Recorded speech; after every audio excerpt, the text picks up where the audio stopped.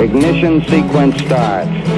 6, 5, 4, 3, 2, 1, 0. Liftoff. We have a liftoff.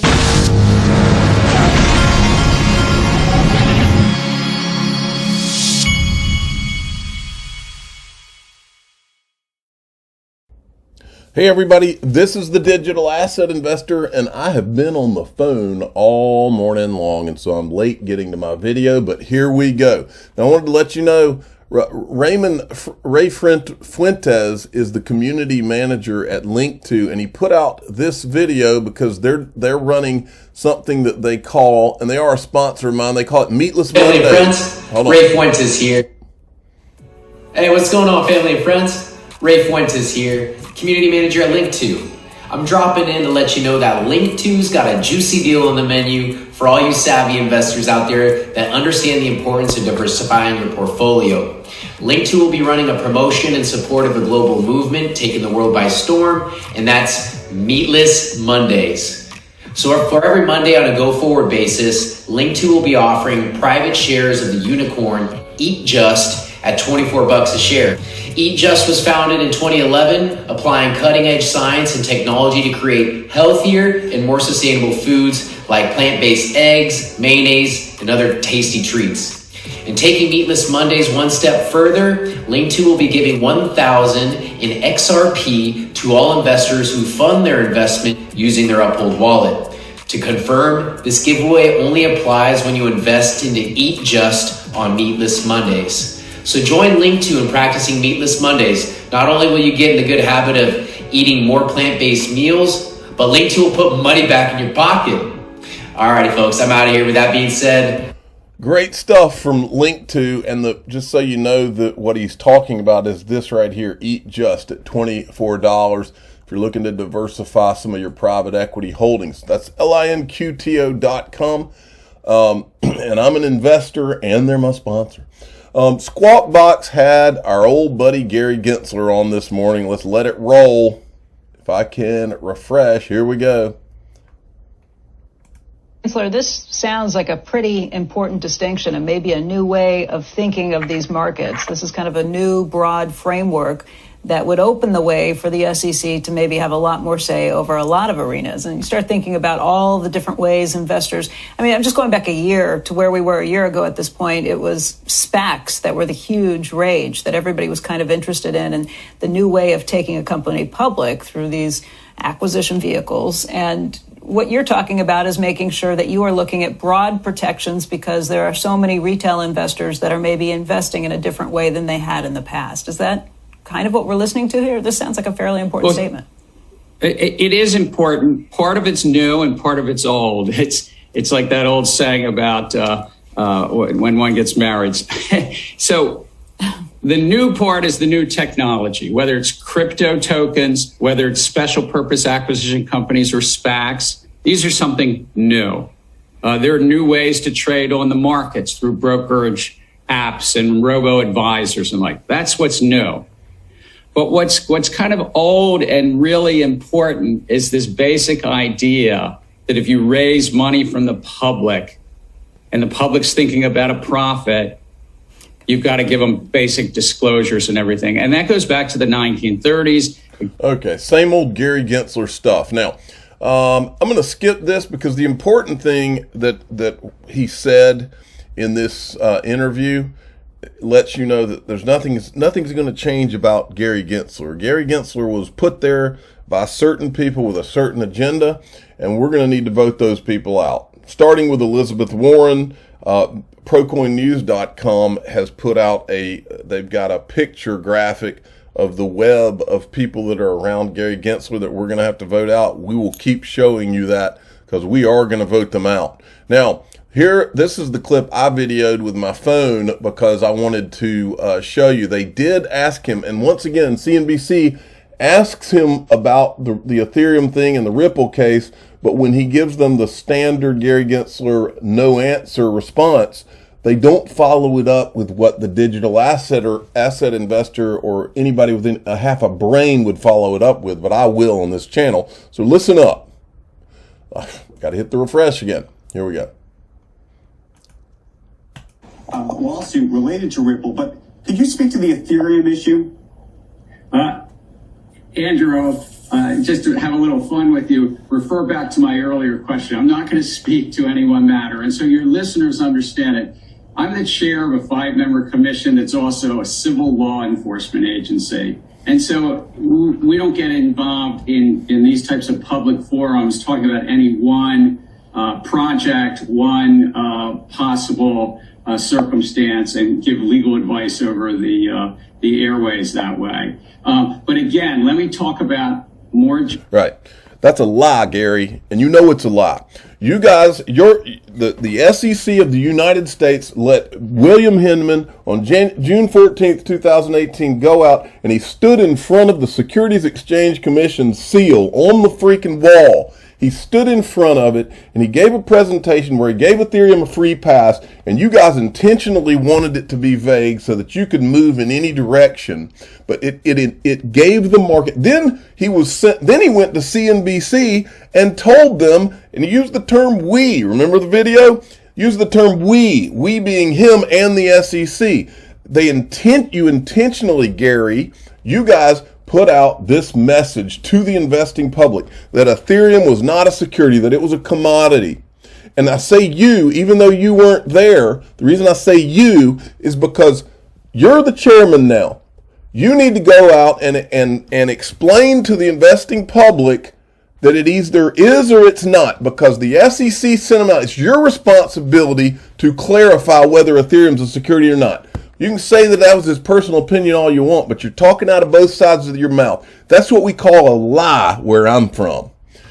And that's why this is bullcrap. It's bullcrap for him to say it, and it's bullcrap for CNBC to not follow it up with a question. All CNBC's doing, especially Andrew Ross Sorkin, all he's doing is asking the question so that he can raise his hand and say, oh, well, we talked about it. No, you didn't. If you didn't follow it up and hold these people accountable, they're being paid by the taxpayer. You hold them accountable for their office. It's his job. He's the chairman. He's not some jackleg at the SEC. He's the chairman. And when you're the head guy, you've got to be responsible. And he claims he's responsible to these investors, and he wants to protect the investors.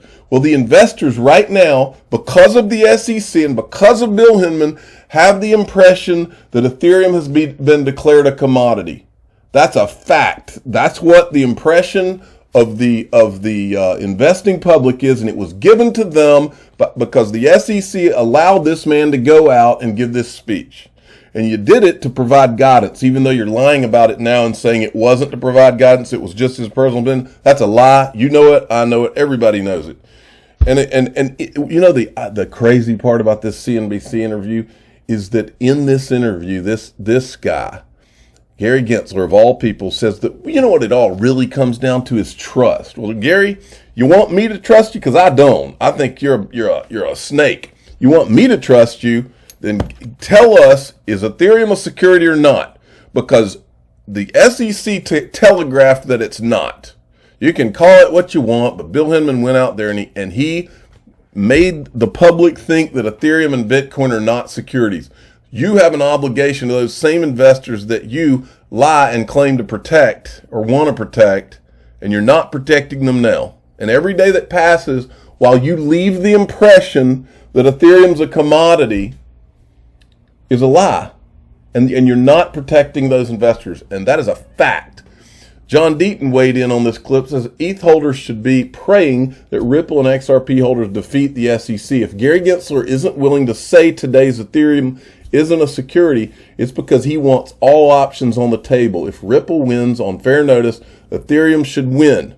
XRP holders winning on secondary market sales is also a win. And then you got this from TAIG. He says, has the XRP community seen this document on the SEC website? And it says, the commission has also publicly recognized Ethereum and its native currency Ether. Directs you to the William Hinman speech. So they can't say out of one side of their mouth that it was a personal opinion, and then documents on their websites reference it, and they even have the title of the speech when they're talking about how they weighed in on it. Now, John Deaton was on the Naomi Brockwell show. She is a Bitcoin maxi, is my understanding. Listen to what he said. What shocks a lot of people is that they call me the XRP attorney, right? Because I'm doing this on behalf of the XRP community. But I own ETH, I own Bitcoin, and this isn't about XRP itself. What people have done, and some people don't like Brad Garlinghouse, or they think Ripple, is more centralized because they own more of the tokens and all that. And they think it's not going to happen to them. And it's a very slippery slope. And I'm warning everyone, just don't believe me. Pull up the complaint and read it. And if you own Algo or ADA or anyone, I don't mean to pick on any particular one, it doesn't matter. You could literally substitute the crypto that you own and love for XRP, and the language would equally apply. And that is dangerous. And so whether you hate Ripple, you don't have to root for Ripple, but you need to root for crypto, and you need to root against the SEC's overreach. And that, I think, is the common bond that can bring us together. All right. And then this is interesting here. Stefan Huber's been knocking it out of the park recently. And he says, hey, Cointelegraph, CoinDesk Markets, CoinDesk Data. Here's a video in which Ethereum founders call to create fake identities to disguise major whales. Why aren't you reporting? Imagine Brad Garlinghouse saying that. You'd report it nonstop. Why not Ethereum? And I retweeted that and I said, because the Ethereum founders did exactly what they've all been accusing Ripple of doing, except worse. They kept the whales secret to disguise the centralization of the purchase, folks. That's what they did. Then they repeated the word decentralized over and over and over. Sometimes Joseph Lubin would call it radically decentralized. And they did it to create a false reality. And I can show you the magazine article where Joseph Lubin says that he was able to create this create reality through words. He said it, not me. Now, folks, this is catching fire. This Ethereum thing is catching fire. It's catching fire because we have the video and it's all true. We have the truth on our side. When you have the truth on your side, it's so easy. I tell my sons this all the time. When you've got the truth on your side, it is easy. Anything you're doing is easy. When you start going down the road of being a liar and lying, it gets real hard and real uncomfortable, and you get to where you can't keep up with the lies. It's not easy. All right. Preston Byrne, my view for years has been that the Ethereum pre-sale was mostly bought up by a handful of people working in concert. Here, Joseph Lubin discusses disguising mega whale purchases to make them look. Now, this guy is I think he's a Bitcoin guy, but this guy was writing about this back when the Ethereum pre-sale was happening, as I recall. And he's got links to what he wrote. If you look, let me see when he wrote it. Yeah. Before the Hinman speech, whether Ether is a security, he did write-ups on this. And he had a chart right here where he showed, he said at the time that he thought that the Ethereum pre-sale, that it was held closely with just a few buyers because of the way that the chart looked from the buyers. And then he says, this is interesting. He says, I'll add that a spreadsheet exists with names of everyone in crypto who was offered free pre-sale ETH. I should know my name is on it. I turned the allocation down because my instincts told me sketchy stuff was going on and wanted to be a mile away from it when it blew up. It is now blowing up, folks.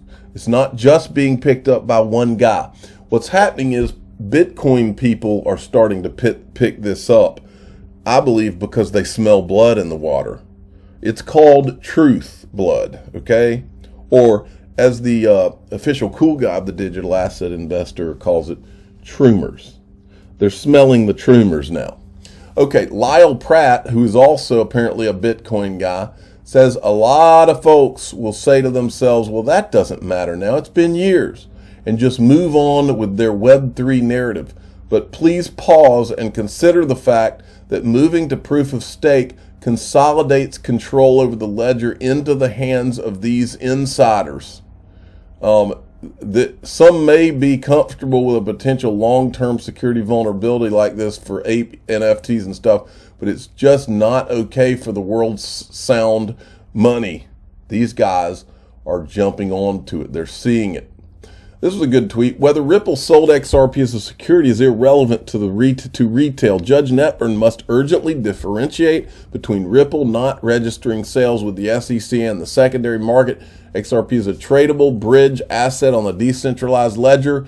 The SEC has no right to sue retail. Stefan Huber has been putting out some great tweets. I'm not going to go into this one, but I wanted to show that to you. All this Web3 talk, folks, was hacked. It came straight from the XRP army, folks, but now it's taking on a life of its own. I like this tweet, JD757, removing all the news and focusing on TA. XRP is the one crypto in the top 10 that has not had a parabolic move. I'm expecting a big 2022 for XRP. HBAR is a smaller market cap, also has the ability to make big moves this year. Charts looking bullish long term. In fact, and he says buy dips. I agree. I bought HBAR this morning. You can buy it on Uphold. I'm a big fan of HBAR. Now watch this. This is the guy that founded Hedera Hashgraph, which is HBAR. What you want to do is start by saying, I'm going to build a search engine, and then eventually you become Alphabet. But you don't start as Alphabet. I guarantee you that our goal is to start with a search engine, but to end up being Alphabet. That's our goal. What he just said is that Hedera Hashgraph wants to become the next Google. I believe Hedera Hashgraph is one of about 10 or 15 of these things that's going to be a monster. I'm the digital asset investor. I'm not an investment advisor. This is for entertainment purposes only. Please subscribe, hit the like button, and tell your friends and family that Hedera Hashgraph is one of my favorites. Thanks for